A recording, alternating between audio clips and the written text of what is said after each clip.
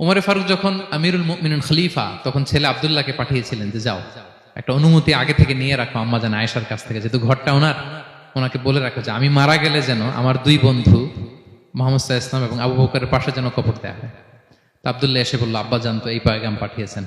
তো আয়েশা রাদিয়াল্লাহু তাআলা আনহা বললেন, আমার খুব ইচ্ছা ছিল আমি আমার স্বামী এবং বাবার পাশে শোবো, কিন্তু আমিরুল মুমিনিন যখন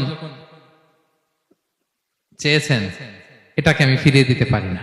ঠিক আছে যাও, তোমার আব্বাকে বলো তোমার আব্বাই শোবেন ওই জায়গায়। আচ্ছা, তো ওমরে ফারুক আপনারা জানেন অ্যাসাসিনেশনে ইন্তেকাল করেছেন, আত্মাইর আঘাতে ছুরিকাঘাত করা হয়েছে কয়েকবার, স্টেবিং।